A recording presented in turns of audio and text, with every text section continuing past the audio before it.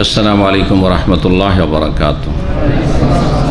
इन्नल हम्दुलिल्लाह नहमदुहु व नस्तईनुहु व नस्तगफिरुहु व नऊज़ु बिल्लाहि मिन शुरूरि अनफुसिना व मिन सय्यिआति अमालिना।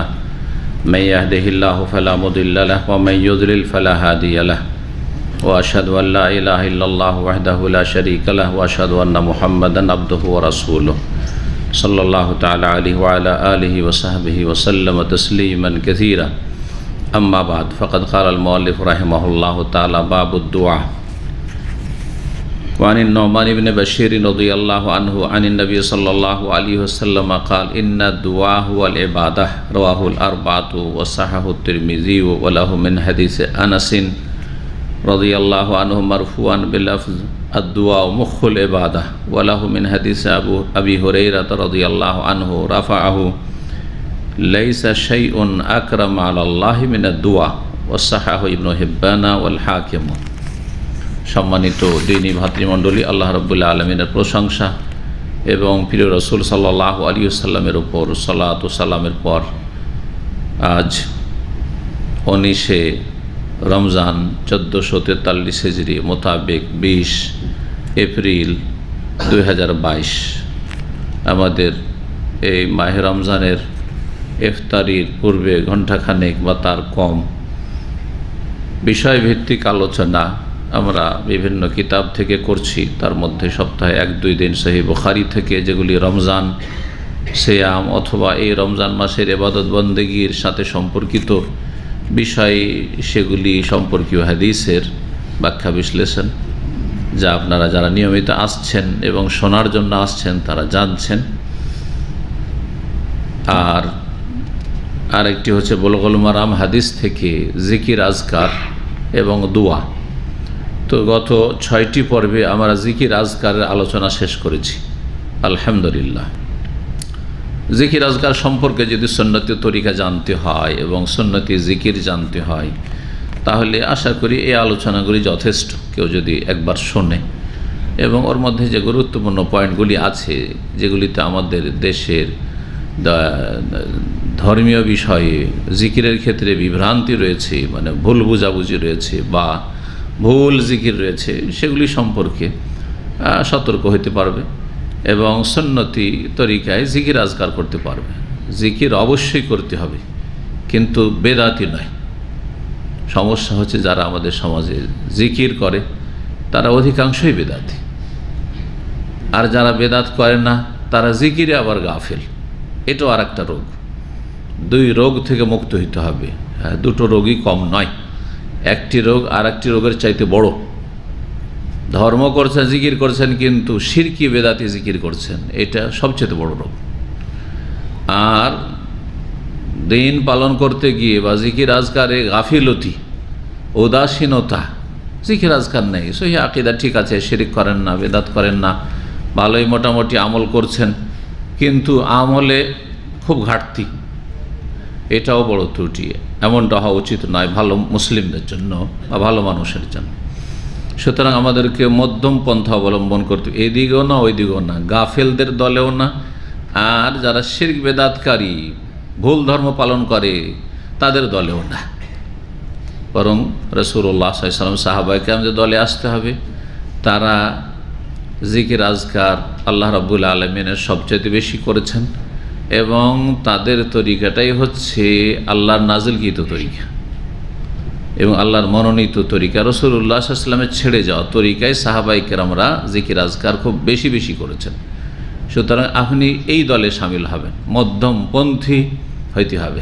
জি, রাস্তার 2 পাশে যেমন গর্ত থাকে, ঠিক তেমনি সঠিক দিন ইসলামের 2 পাশে গর্ত রয়েছে গুমরাহির। 2 পাশে গর্ত রয়েছে। রাস্তার 2 পাশে গাড়ি নামালেই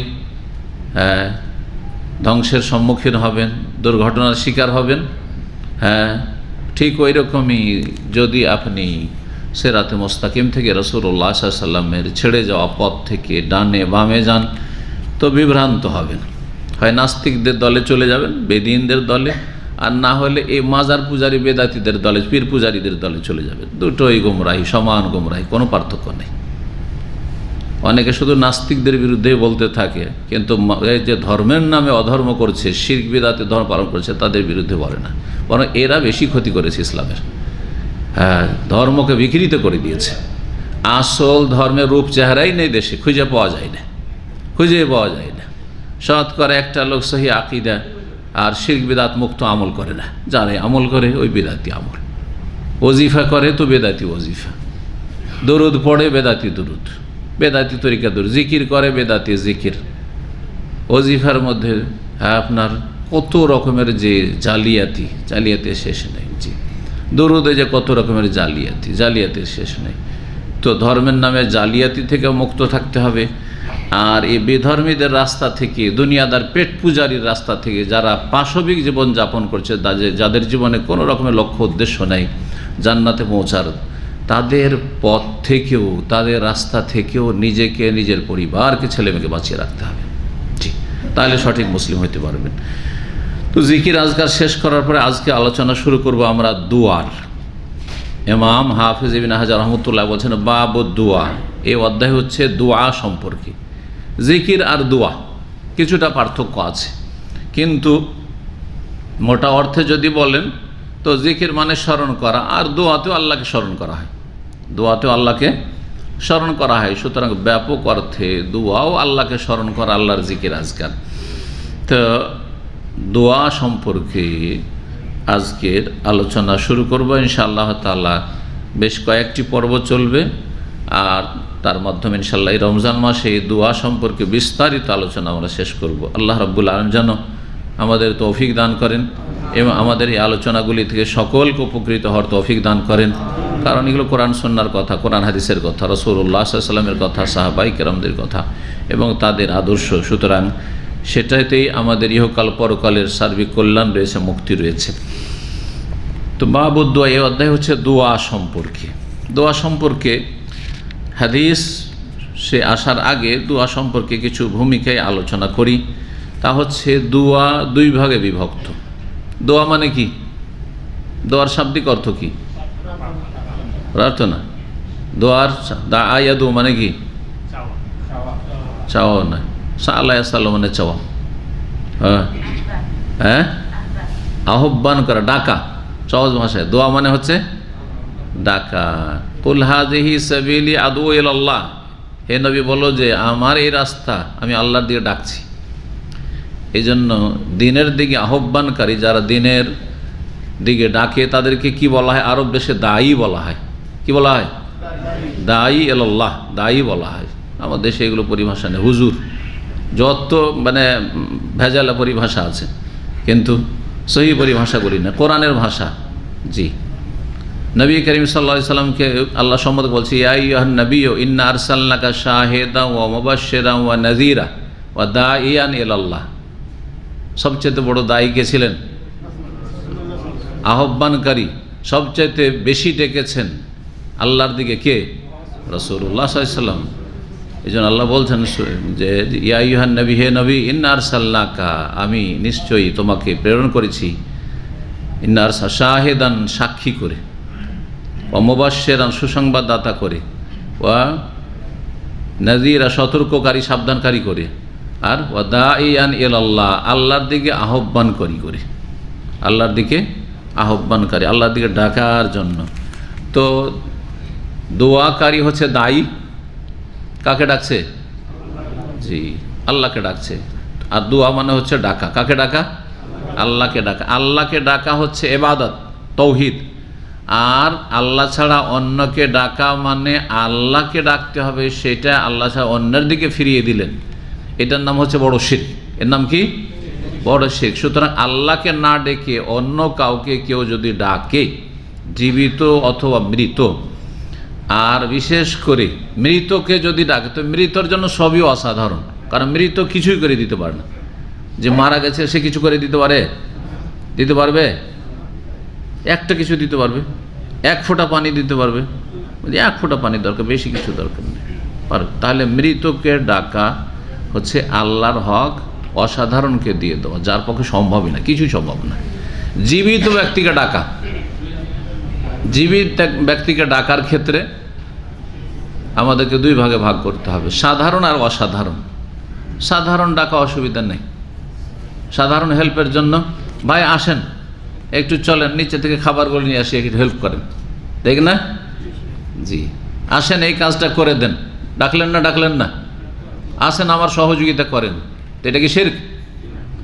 কিন্তু সাধারণ ক্ষেত্রে, অসাধারণ ক্ষেত্রে অসাধারণ হচ্ছে অনুপস্থিতকে ডাকা, যেখানে নেই তাকে ডাকা, বোঝা গেছে? অথবা যেই কাজগুলি সাধারণত মানুষ করতে পারে না, মানুষের দ্বারা সম্ভব নয়, কোনো সৃষ্টি করতে পারেন মানুষ করতে পারেন না, আর সে মানুষকে ডাকছেন আপনি, যদিও সে সামনে আছে, অনুপস্থিত নয়। দুটোরই একটা করে উদাহরণ নেন। কেউ এখান থেকে 1 কিলোমিটার দূরে ধরেন আগুনে ফেসে গেছে, অথবা পানিতে ডুবছে, এখানে সাগর কাছে আছে, সাগরে পানিতে ডুবছে, সাঁতার জানে না, ডুবে মরছে, ডুবছে, আর ডাকছে, আমাদেরকে ডাকছে, হ্যাঁ, যে আপনারা সাহায্য করেন, চিৎকার করে ডাকছে, এই বিশ্বাস নিয়ে যে যখন ইসলামী সেন্টার ওনারা আছেন, তো ওনারা তো আল্লাহর নেক বান্দা, তো আমার সাহায্যে এগিয়ে আসতে পারে, সাহায্য করতে পারবেন, গায়েবী মদত করতে পারবেন, দূরে থাকলেও মদত করতে পারবেন, তো এটা কি শিরক? কারণ এটা সম্ভব? আমরা তো খোঁজই রাখি না যে ডুবছে, দেখিও না, আর দেখলেও তো ওখানে পৌঁছতে পারবো না, তো তখন ডুবে শেষ হয়ে যাবে, ঠিক না? তাহলে জীবিতকেও যদি অসাধারণ ক্ষেত্রে অনুপস্থিতকে ডাকে, উপস্থিত না ওকে ডাকে, তাহলে এটা শিরক। উপস্থিত, এখানে উপস্থিত, আমি উপস্থিত, আমার চাইতে আল্লাহর নেক বান্দা ধরেন আরেকজন আছে, ধরেন এটা আল্লাহর নেক বান্দা, খুব মাশাআল্লাহ তাবারাকাল্লাহ, সবাই নেক বান্দা, ইনশাআল্লাহ আল্লাহ যেন সবাইকে নেক বান্দা হিসাবে কবুল করেন, কাউকে যেন আল্লাহ খারাপ হতভাগা না রাখেন। আল্লাহর নেক বান্দা আমাদের মাঝে একজন আছে, আর খুব ভালো মানুষ, বসে পরিষ্কার, মাশাআল্লাহ তাবারাকাল্লাহ, খুব নেক মানুষ, হ্যাঁ, আর একটা লোক 10 বছর 20 বছর হয়ে গেছে, বিয়ে শাদী হয়েছে, ছেলে মেয়ে হয় না, যদি বলে যে আপনি তো আল্লাহর ওলি, আল্লাহর নেক বান্দা, শুনেছি যে খুব ভালো মানুষ, একটু আমাকে একটা সন্তান দেন তো, জায়েজ না শিরক? শিরক।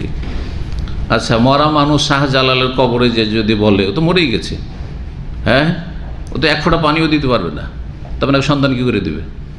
যদি আমার ছেলে মেয়ে হয় না, বিয়ে করেছি, একটা সন্তান দেন, হ্যাঁ, আমার রোগ ভালো হয় না, কোনো ডাক্তার ভালো করতে পারছে না, আমার রোগটা ভালো করে দেন, হ্যাঁ বাবা গো আমার রোগটা ভালো করে দাও, বড় শিরক নয়?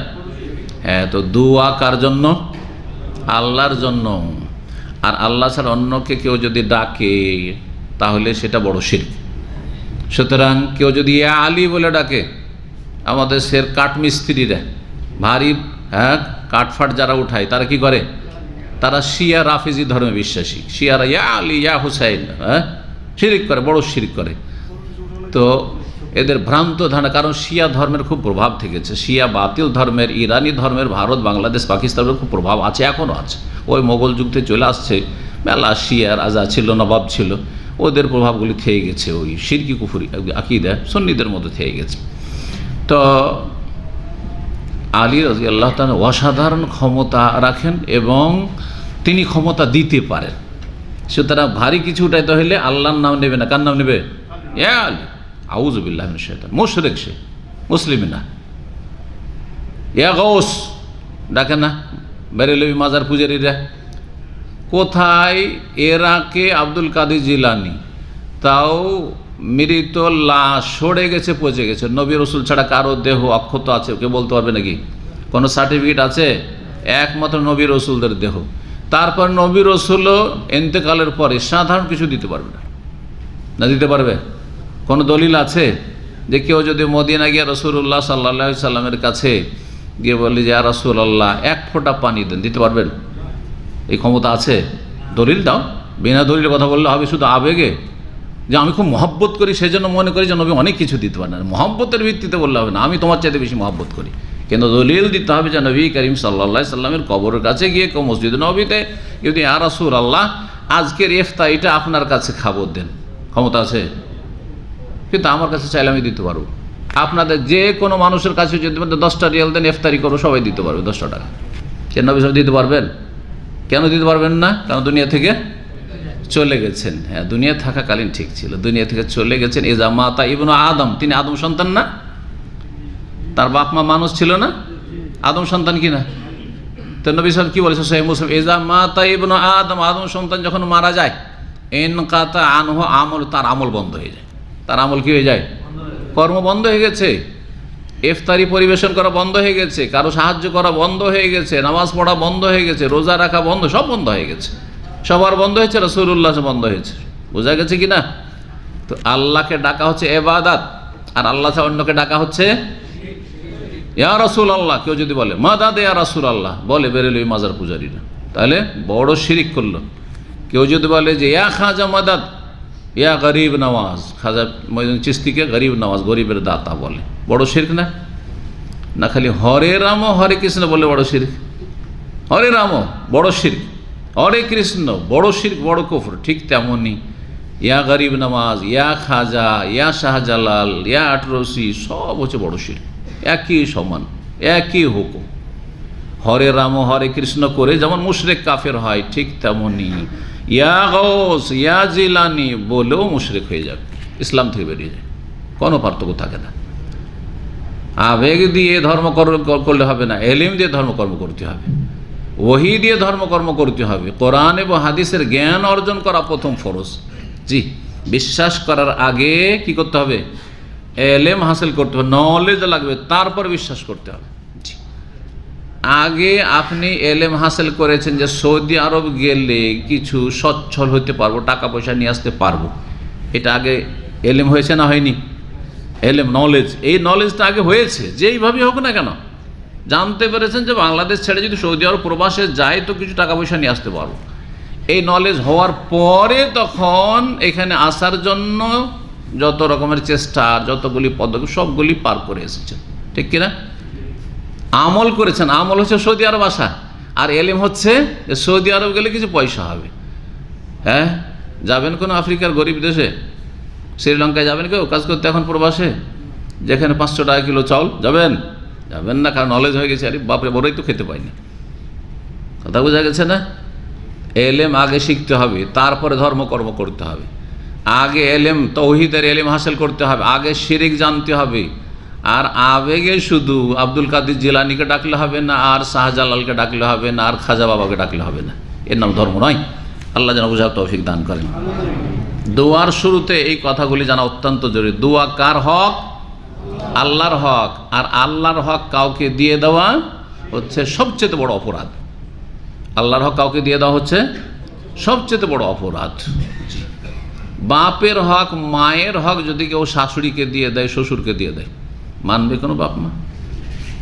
হ্যাঁ, আপনার ছেলেরা যখন সাবালক হবে, আর যখন সাবালক হওয়ার পরে বিয়ে শাদী করবে, তারপরে বাপকে বাপ মনে করে না, ও শ্বশুরকেই বাপ, সব টাকা পয়সা শ্বশুরের কাছে পাঠায়।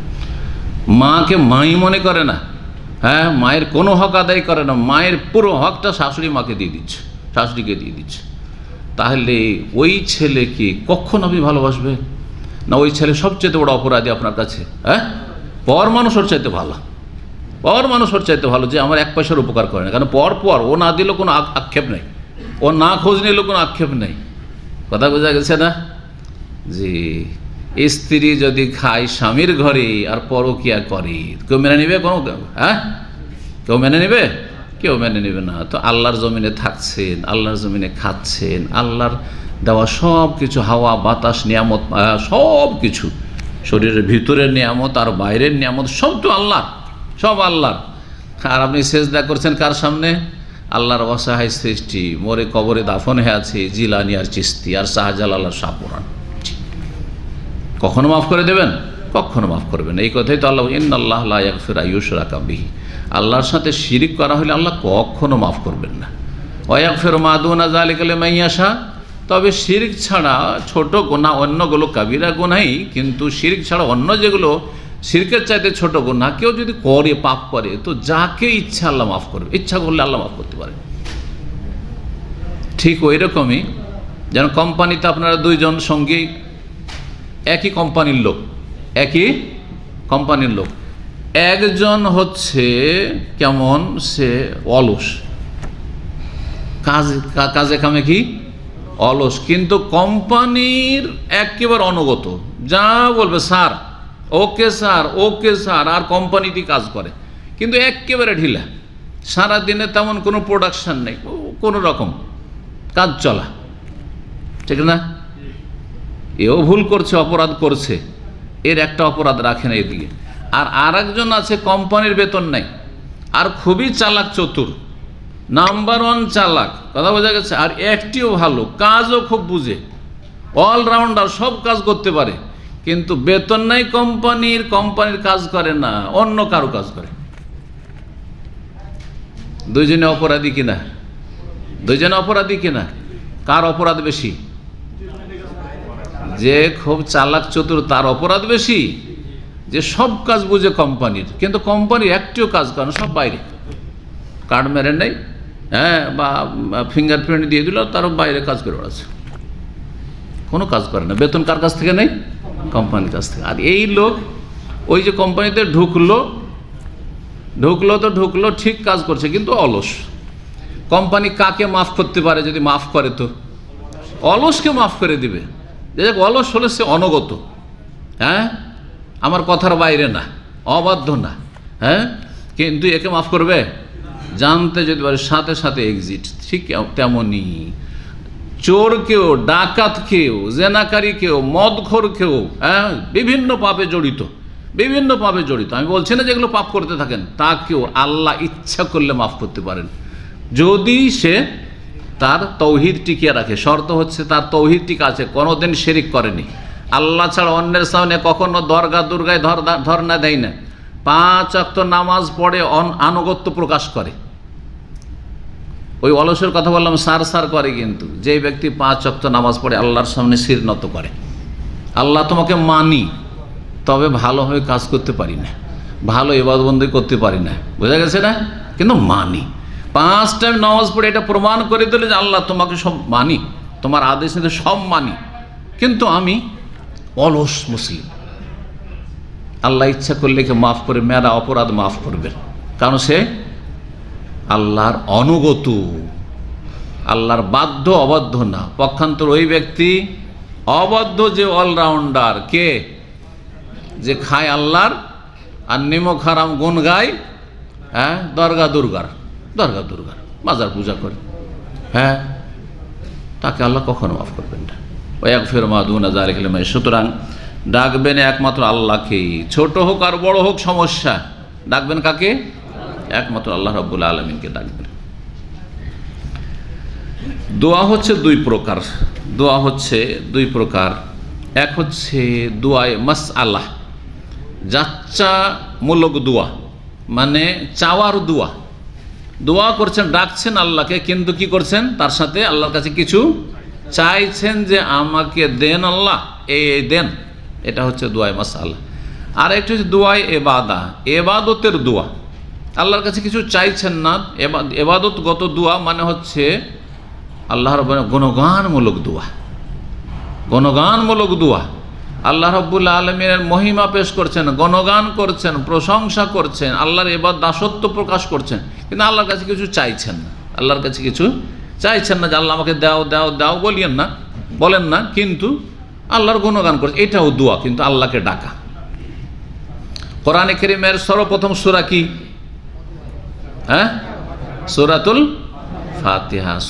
ফাতিহার 14টির বেশি নাম আছে, তাফসীরকারগণ বলেছেন। তার মধ্যে একটি নাম হচ্ছে সূরাতুদ দোয়া। এই সূরা হচ্ছে কিসের সূরা? দোয়ার সূরা। ফাতিহা মানে শুরু, সূরা ফাতিহা এই জন্য বলা হয়, ফাতিহা মানে হচ্ছে শুরু।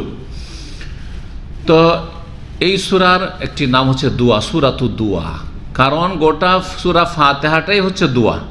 সূরা ফাতিহা হচ্ছে দোয়া, কিন্তু সূরা ফাতিহাতে দুই রকম দোয়া আছে। দুই রকম দোয়া কি? যাচ্চামূলক দোয়া আর গণগানমূলক দোয়া, প্রশংসামূলক দোয়া। প্রথম দিক থেকে 3.5 আয়াতে শুধু আল্লাহর গুণগানমূলক দোয়া আছে, কিছুই চায় না বান্দা।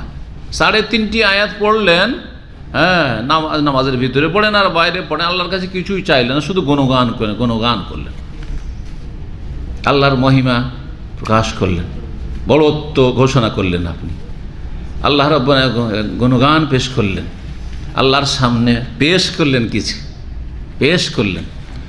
আর তারপরে বাকি 3.5 আয়াতে আল্লাহর কাছে চাইতে শুরু করলেন যে আল্লাহ এখন দাও, আল্লাহ এখন দাও। দুনিয়াতে এরকম উদাহরণ আমাদের মধ্যে আছে।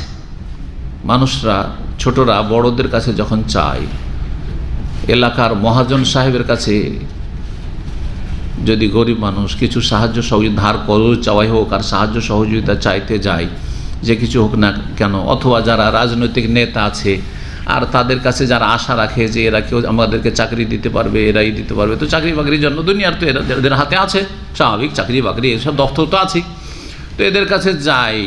তো চাওয়াটাও দুই রকম। যারা চালাক চতুর মানুষ তারা কিন্তু সরাসরি গিয়ে বলেন যে আমাকে চাকরি দেন একটা। যারা কথা বলতে জানে তারা সরাসরি গিয়ে বললেন না যে কি বলবে, যে আমার একটা চাকরি লাগবে, স্যার একটা চাকরি দেন। বলবে হ্যাঁ মহাজন সাহেব আমার একটু অভাব আছে, কিছু টাকা পয়সা ধার দেন অথবা একটু সাহায্য করেন, বলবে সরাসরি। চালাক হলে বলবেন। আর যারা কথা বলতে যায় না ও সরাসরি আর কি বলবো, ভূমিকা টুমিকা বুঝিয়ে না, আমার যেটা দরকার সেটা বলে ফেললাম, তাই না? হ্যাঁ, কিন্তু যারা চালাক চতুর তারা প্রথম গিয়ে কি বলবে, স্যার আপনি দেশের জন্য তো অনেক কিছুই করেন, হ্যাঁ আপনি যে জনকল্যাণমূলক কাজ করেন আর কিয়ামত পর্যন্ত দেশের মানুষ স্মরণ রাখবে ইত্যাদি ইত্যাদি। মহাজন সাহেব আপনি যে এলাকাবাসীর জন্য যা কিছু করেন সেগুলি স্মরণীয়, আর সবাই আপনার কৃতজ্ঞ, আর আমরা সবাই আপনার এসব কথা আমরা সবসময় আলোচনা করি, আপনাকে অন্তর থেকে খুব ভালোবাসি ইত্যাদি, তাই না? বলার পরে বলছে স্যার একটি দরখাস্ত ছিল। মহাজন সাহেব একটু দরখাস্ত ছিল। বলছে কি বলো? বলছে আমার কিছু টাকা পয়সা লাগবে, স্যার একটু চাকরি লাগবে, ঠিক না?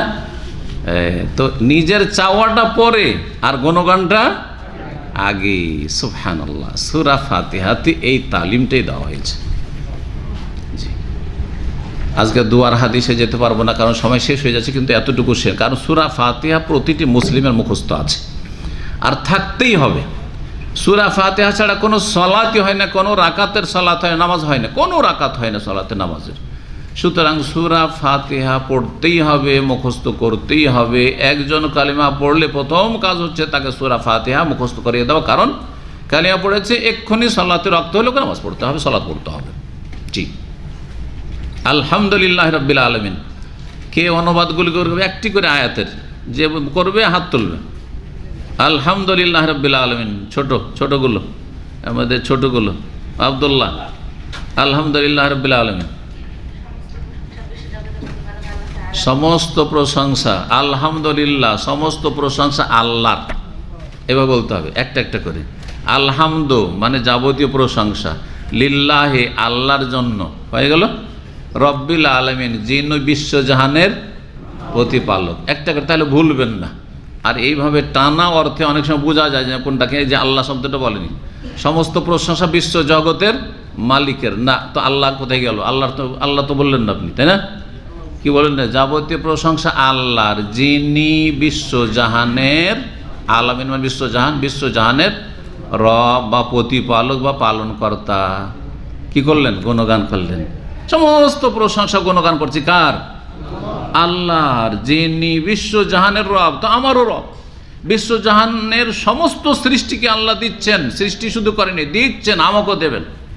এখনো চাইনি, কিন্তু একটি আয়াত হয়ে গেল। তারপরে আর রহমানের রাহিম, কে অনুবাদ করবে, কে তর্জমা করবে? আর রহমানের রাহিম, হ্যাঁ, যিনি পরম করুণাময় আর অতি দয়ালু, রহমান যিনি রহিম, ব্যাস হয়ে গেল। তারপর মালিক ইয়াউমিদ্দিন, কে তর্জমা করবে এদিকে? যিনি, হ্যাঁ, মালিক মানে মালিক, ইয়ম মানে দিন, হ্যাঁ, আর দিন মানে হচ্ছে বদলা, প্রতিদান। হ্যাঁ দেখেন, মালিক মানে মালিক, আর ইয়ম মানে হচ্ছে দিবস, এই দিন, ঠিক আছে? আর দিন মানে কিন্তু দিন নয়, দিন মানে একটা দিন হচ্ছে, দিন মানে ধর্ম, তো এখানে দিন মানে ধর্ম নয়, কিন্তু এখানে দিন মানে হচ্ছে প্রতিদান, বদলা, জাযা। দিন মানে কি? বদলা, জাযা, প্রতিদান। তাহলে যিনি প্রতিদান দিবসের মালিক, যিনি প্রতিদান দিবসের মালিক। প্রতিদান দিবস কোনটা? কিয়ামত। দুনিয়ারও তো মালিক তিনি, তো খালি ওই আখিরাতের মালিক কিয়ামতের মালিক কেন বলা হলো? কারণ তিনি সেখানে একক মালিক। আর দুনিয়াতে আল্লাহ মালিক, কিন্তু ছোটোখাটো মেলা মালিক আছে যারা মনে করে যে আমরাও তো মালিক। সুতরাং এইখানে অনেকের জন্য ফুইটা ওঠে না যে আল্লাহ যে একক মালিক, সব কিছুর মালিক। এখানে রাজাও মালিক, তো এখানে রাষ্ট্রপতিও মালিক, এখানে বিভিন্ন মন্ত্রীও মালিক, এখানে জমি জায়গার মালিকও মালিক, এই বাড়ির মালিকও মালিক, মেলা মালিক, তাই না?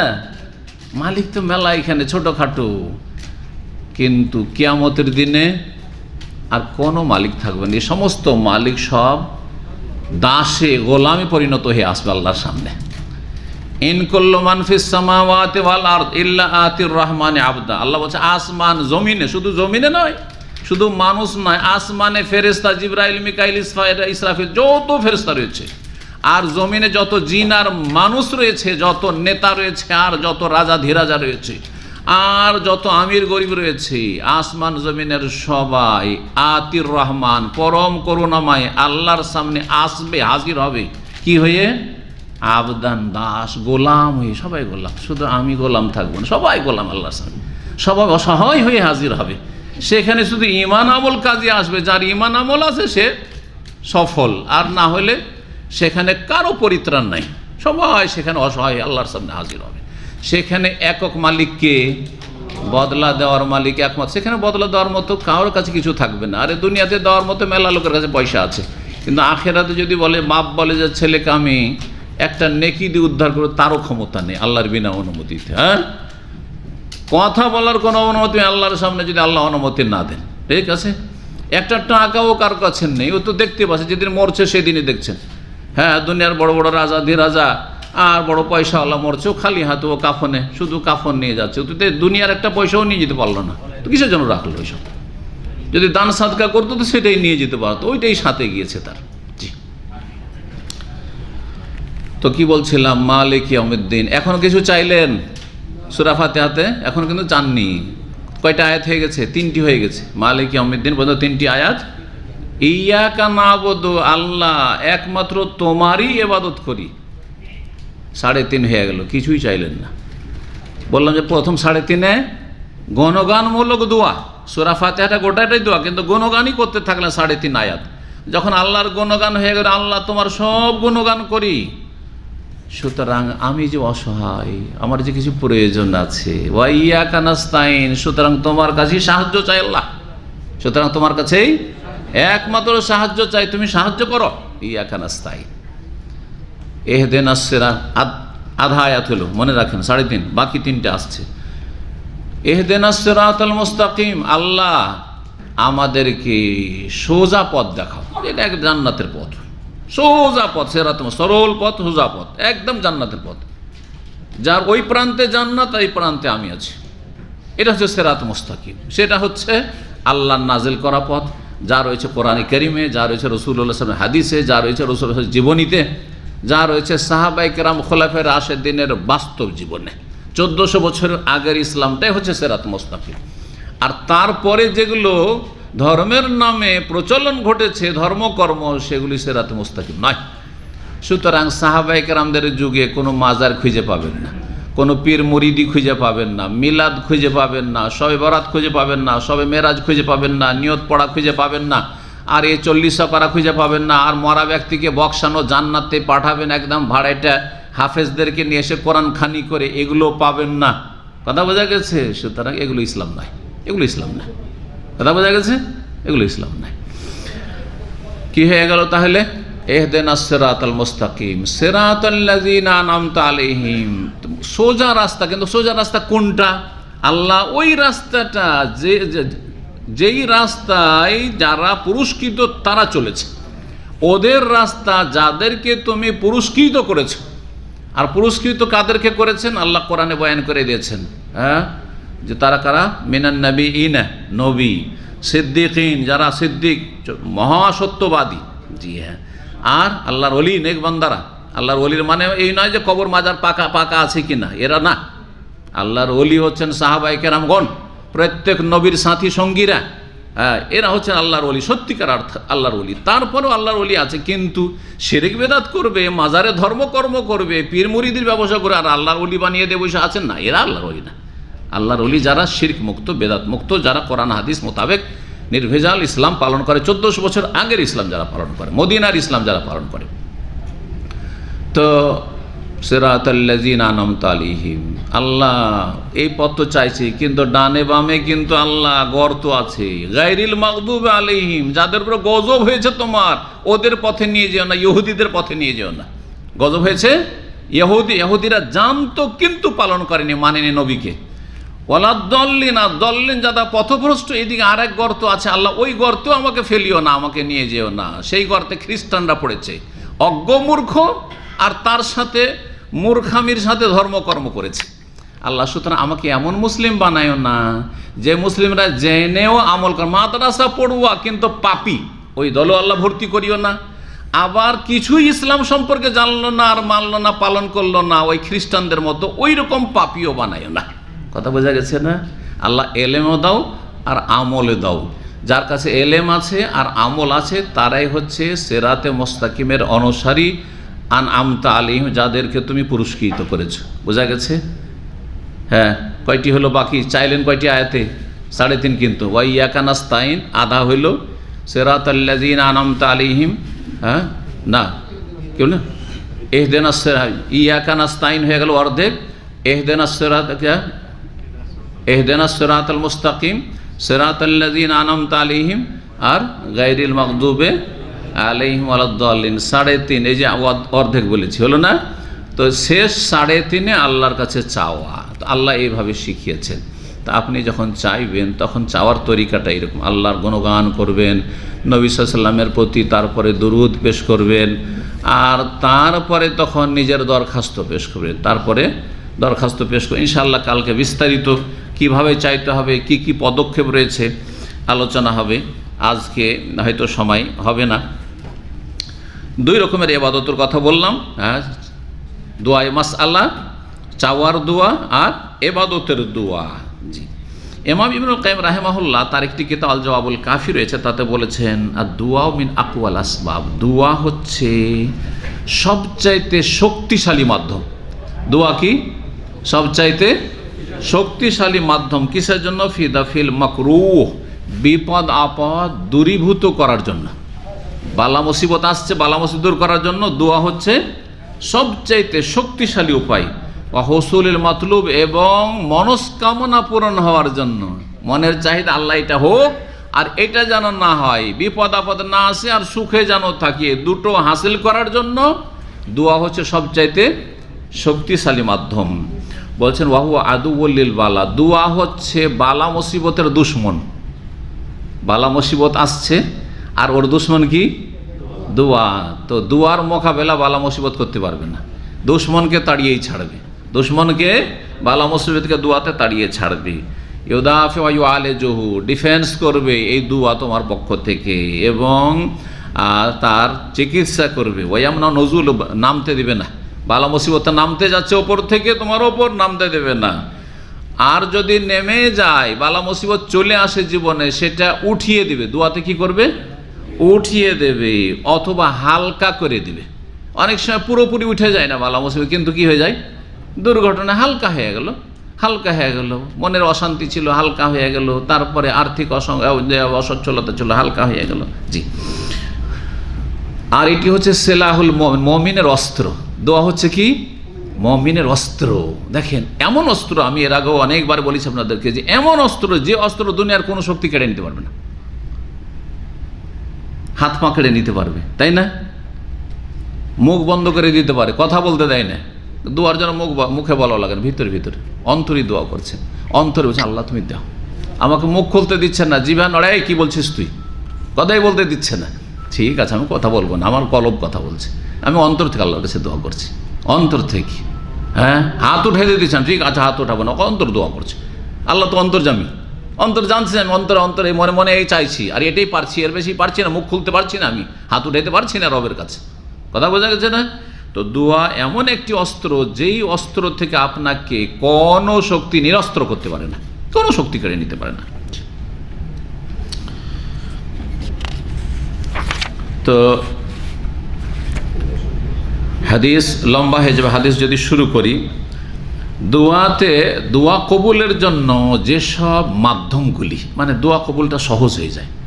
আমরা কিন্তু সবাই দোয়া করি, কম বেশি সবাই কিন্তু দোয়া করি না? কিন্তু অধিকাংশ লোকেরই দোয়া কবুল হয় না। কেন কবুল হয় না? এর পেছনে দুটা কারণ। হয় দোয়া কবুলে বাধা আছে, হয় দোয়া কবুলে কি আছে? বাধা আছে। আর না হইলে দোয়া কবুলের জন্য যে শর্তগুলি রয়েছে, কন্ডিশন রয়েছে, সেগুলি পুরা হয় না। সেগুলি কি হয় না? পুরা হয় না। তো শর্তগুলি সংক্ষেপে বলে নিই, আর বাধাগুলি যদি সময় না হয়, হবেও না সময়, পরে বলবো। প্রথম কথা, দোয়া করার সময় অন্তরটা হাজির থাকতে হবে। অন্তর কি হইতে হবে? হাজির থাকতে হবে। অর্থাৎ আপনি গাফিল অন্তর, সজাগ হয়ে মন দিয়ে একবারে আপনার কলব আল্লাহর সাথে একদম হাজির। যা চাইছেন সেই কথা অন্তর থেকে বেরোচ্ছে, অন্তর থেকে বেরিয়ে আসছে জবান দিয়ে, আর এমন আপনার আন্তরিকতার সাথে বেরিয়ে আসছে যেটা আরশ আজিম পর্যন্ত পৌঁছেছে। তাহলে সেই দোয়ার অবশ্যই কবুলিয়াত পাবেন আপনি। দোয়া অবশ্যই আল্লাহ কবুল করবেন। জি। দুই নম্বর হচ্ছে যে দোয়া করার সময় যেই সময়গুলিতে, যে মুহূর্তগুলিতে দোয়া কবুল হয়, সেই মুহূর্তগুলো বিশেষ করে তালাশ করতে হবে। যে কোনো সময় কবুল হতে পারে, কিন্তু বিশেষ বিশেষ কিছু মুহূর্ত আছে, ওই সময়গুলোতে দোয়া কবুলের চান্সটা আরও বেশি। মেলাগুলো আছে, ইনশাআল্লাহ তাআলা ওগুলো একদিন না হয়তো আলোচনা করা যেতে পারে। 3 নম্বর যে বিষয়টি, সেটা হচ্ছে অন্তরে যেন বিনয়ী হন আপনি। খুশু, অন্তরে কোনো অহংকার নেই, অন্তরে এমন নাই যে হইলো না হইলো যথেষ্ট আছে, না, যতই থাক না কেন তবু আল্লাহর কাছে একেবারে বিনয়ী হয়ে নম্রতার সাথে। জি হ্যাঁ, ওয়াইনকেসার বাইনা ইয়াদা, রবের সামনে নিজে একদম ভেঙে পড়ছেন মনে হচ্ছে, রবের সামনে, আল্লাহর সামনে একদম ভেঙে পড়ছেন আপনি, একেবারে অহংকার মুক্ত। কোনো রকমের আপনার মধ্যে কোনো রকমের অহংকার বা কোনো রকম কিছু যে সুখী চলছে না, কোনো কিছু নেই, একেবারে ভেঙে পড়েছে, অসহায়। যুল্লান, অত্যন্ত বিনয়ী হয়ে, এবং তাদাররুআন, একগ্রতার সাথে। তার সাথে 5 নম্বর বা 6 নম্বর হচ্ছে কিবলামুখী হয়ে। যে কোনো দিকে মুখ করে দোয়া করলে দোয়া কবুল হতে পারে, কিন্তু কিবলামুখী হইলে আরও ভালো। কিবলামুখী হয়ে গেলেন আপনি দোয়ার জন্য। তারপরে 7 নম্বরে, সেটা যদি উজু অবস্থায় হয়, বিনা উজুতে না করে উজু অবস্থায় দোয়া হয়। আলহামদুলিল্লাহ, ইফতারের সময় বসে আছেন, সব উজু করে বসে আছেন, ঠিক কিনা? উজু করে বসে আছেন, যে এই দেখেন যে এই গুণগুলি আপনাদের মধ্যে আছে কিনা। তারপর হাত উঠেছেন, মাঝে মাঝে হাত উঠাবেন, হাত উঠিয়ে দোয়া করছেন, 8 নম্বর। তারপরে দোয়া যখন শুরু করবেন, বলছেন কি দিয়ে শুরু করবেন? বিলহামদুলিল্লাহ, আল্লাহর প্রশংসা দিয়ে, আলহামদুলিল্লাহ রাব্বিল আলামিন, ওয়াসসালাতু ওয়াসসালামু আলা রাসূলিহিল কারীম। জি। আর না হলে শুধু সূরা ফাতিহা পড়লেন, আপনার ধরেন এভাবে মুখস্থ নাই, জরুরি নাই, সূরা ফাতিহা পড়ে নিলেন, আর তারপরে তখন দুরূদ পড়লেন, আল্লাহর প্রশংসা গুণগান করলেন। সূরা ফাতিহাতে প্রশংসা গুণগান আছে। তারপরে নবী সাল্লাল্লাহু আলাইহি ওয়াসাল্লামের উপর সালাত পেশ করলেন, আল্লাহুম্মা সাল্লি আলা মুহাম্মদ, আল্লাহু বারিক আলা মুহাম্মদ, আপনি দুরূদ ইব্রাহিমি পড়লেন। আর তারপরে আপনি নিজের আরজি পেশ করার আগে আপনার যে শরীরে ময়লা আবর্জনা আছে, পরিষ্কার হবেন। কি ময়লা আবর্জনা? গুনার ময়লা আবর্জনা। আল্লাহ, আমি গুনার বোঝা নিয়ে তোমার সামনে হাজির হয়েছি, তওবা করছি, আল্লাহ তুমি মাফ করে দাও, আল্লাহ ক্ষমা করো, আল্লাহ আস্তাগফিরুল্লাহ ওয়া আতুবু ইলাইহি, আস্তাগফিরুল্লাহ ওয়া আতুবু ইলাইহি। আল্লাহর কাছে তওবা ইস্তেগফার করছেন, ক্লিন হয়ে গেলেন। তওবা করার মাধ্যমে কি হয়ে গেলেন? ক্লিন হয়ে গেলেন আপনি। 11 নম্বর এটি। তারপরে আল্লাহর কাছে নাছোড় হয়ে চাইতে শুরু করলেন, এলহা, মানে ছাড়বো না, নিব তো ছাড়বো একবারে। জি, বারবার করে বলছেন, কমপক্ষে 3 বার করে, আল্লাহুম্মা আরহামনি, আল্লাহুম্মা আরহামনি, আল্লাহুম্মা আরহামনি, আল্লাহ তুমি দয়া করো, আল্লাহ তুমি দয়া করো, আল্লাহ তুমি মাফ করো, আল্লাহ তুমি আমাকে এই ছেলে দাও, আল্লাহ তুমি আমাকে মেয়ে দাও, আল্লাহ তুমি আমার রোগ ভালো করে দাও। এই তারপরে বলছেন যে আল্লাহ রাব্বুল আলামিনের কাছে যে দোয়া করবেন, সে দোয়াতে যেন আশাও থাকে আর ভয় থাকে, দুটি থাকতে হবে। আশাও থাকতে হবে, ভয় থাকতে হবে। বড়দের সামনে যখন যায়, বাপ যদি সত্যি বাপের মতন যোগ্য বাপ হয়, মা যদি যোগ্য মা হয়, তাহলে ছেলেমেয়েরা যেমন ভয়ও করে তেমন আশাও রাখে যে বাপ মা আমাদের ভালো আশাগুলি পূরণ করবেন। কিন্তু দুষ্টামি করলে, বদমাইশি করলে সাজা শাস্তি পাওয়ার ভয়টাও যেন থাকে। দুটোর একটা থাকলে ছেলে মেয়ে মানুষ হয় না, দুটোর একটা থাকলে ছেলে মেয়ে মানুষ হয় না। কিন্তু যদি শুধু আশাই রাখে, আমার বাপ মা কখনো কিছু চাইলে না করেনি, 10 টাকা চাইলে 20 টাকা দিয়েছে, ওই ছেলে মেয়ে কখনো মানুষ হবে না। বেশি সুখ পেলে হ্যাঁ ডিমান্ড সবসময় পুরা হয়ে গেছে, কিন্তু ভয়টাই নেই। দুষ্টামি করলে হ্যাঁ একটু বকা টকা দিলে আর কেউ করবি না এরকম, হ্যাঁ আমার ছেলে খুব ভালো, ছেলের সামনে সুনাম করে, আমার ছেলেরা সোনার ছেলে, কোনোদিনে মানুষ হবে না এগুলো ছেলে। কথা বোঝা গেছে না? জি। তো আল্লাহর সামনে ভয়ও রাখতে হবে। কিসের ভয়? জীবনে এত পাপ করেছি, এত ত্রুটি করেছি, কত রমজান চলে গেছে, কি করলাম, কিছুই তো করতে পারলাম না। তো আল্লাহর আযাবের ভয়, আল্লাহ ধৈর্য না নেয়, এত আল্লাহ নিয়ামত, এই নিয়ামতের কি শুকরিয়া আদায় করছি, কি করছি, কিছুই তো করতে পারি না। তো ভয়ও থাকবে, আর কি থাকবে? আল্লাহর কাছে আল্লাহ আরহামুর রাহিমিন, আল্লাহ দয়া করবেন, আমাদের ত্রুটি আছে কিন্তু আল্লাহর কাছে আশা রাখছি আল্লাহ মাফ করবেন, আল্লাহ দিবেন আমাকে। তো দুটোই থাকতে হবে। 14 নম্বর হচ্ছে আল্লাহর আসমায়ে হোসনা আর সিফাতুল্লাহ, সুন্দর সুন্দর নাম আছে, এই নামগুলির ওসিলাতে মাধ্যম দিয়ে দোয়া করতে হবে। আল্লাহ তুমি রহমান, আল্লাহ তুমি রহিম, আল্লাহ তুমি হ্যাঁ সব কিছুর মালিক, আল্লাহ তুমি গফুর, আল্লাহ তুমি গফফার, জি আল্লাহ তুমি আরহামুর রাহিমিন, সবচেয়ে দয়ালু, আমার মায়ের চাইতে বেশি দয়ালু, বাপের চাইতে, সারা দুনিয়ার চাইতে বেশি দয়ালু আল্লাহ তুমি। এইভাবে কি করুন, আল্লাহর আসমা হোসনা দিয়ে দোয়া করবেন, ইয়া রহমান ইয়া রহিম, আল্লাহ তুমি মাফ কর, আল্লাহ রহম কর, এইভাবে। আর 15 নম্বরে যদি পারেন দুয়ার আগে কিছু দান সাদকা করে দেন। আল্লাহ তোমার কাছে আমি বড় দরখাস্ত নিয়ে এসেছি, তার আগে আমি যেমন তোমার কাছে অসহায়, অনেক অসহায় বান্দা আমার চাইতে অসহায় গরিব দুঃখী আছে, আল্লাহ তাদেরকে আমি দান খায়রাত করলাম। আল্লাহ তোমার যারা দুর্বল গরিব মানুষ তাদেরকে আমি দান খায়রাত করলাম, সাদকা করলাম, আল্লাহ এই ওসিলাতে আল্লাহ আমার দোয়াটা শোনো, আমার গুনাহ মাফ করো। এইভাবে দান সাদকা করা। এর সাথে সাথে 16 নম্বরে যদি এমন হয় যে নবী সাল্লাল্লাহু আলাইহি সাল্লাম যেগুলির ক্ষেত্রে বলেছেন যে দোয়া কবুল হবে, দোয়া কবুল হবে, যেমন ইসমে আজম দিয়ে দোয়া করলে দোয়া, নবী সাল্লাল্লাহু আলাইহি ওয়াসাল্লাম বলেছেন যে যা চাইবে পাবে, বলেছেন না বলেননি? কিন্তু ইসমে আজম সম্পর্কে আমাদের সে বেদাতি কথা আছে, ওগুলো বাদ দিয়ে ইসমে আজম যেগুলো হাদিসে এসছে যে আল্লাহর নামগুলি, সেগুলি পড়ে বা সেই দোয়া পড়ে দোয়া করা। জি, আল্লাহুম্মা ইন্নী আসআলুকা বিআন্নাকা আনতাল্লাহ লা ইলাহা ইল্লা আনতা আল আহাদুস সামাদ আল্লাযী লাম ইয়ালিদ ওয়া লাম ইউলাদ ওয়া লাম ইয়াকুল লাহু কুফুয়ান আহাদ। তারপরে দোয়া, আল্লাহ তুমি আমাকে এটা দান করো। জি, এইভাবে। তো এই ছিল দোয়া করার ক্ষেত্রে পদক্ষেপগুলি এবং দোয়া কবুলের যে শর্তগুলি রয়েছে, বা দোয়া যাতে কবুল হতে সহজ হয় এর জন্য এগুলি যদি থাকে তো ইনশাআল্লাহ তাআলা দোয়া কবুল হবে। বাস থাকলো দোয়া কবুলে যেন বাধা না থাকে। ইনশাআল্লাহ তাআলা আগামীকালকে দোয়া কবুল সম্পর্কে যে বাধাগুলি রয়েছে সেগুলি নিয়ে আলোচনা করব। এখানে আজকের আলোচনা শেষ করছি। ওয়া সাল্লাল্লাহু আলা নবিয়ানা মুহাম্মদ ওয়া আলা আলিহি ওয়া সাহবিহি আজমাইন।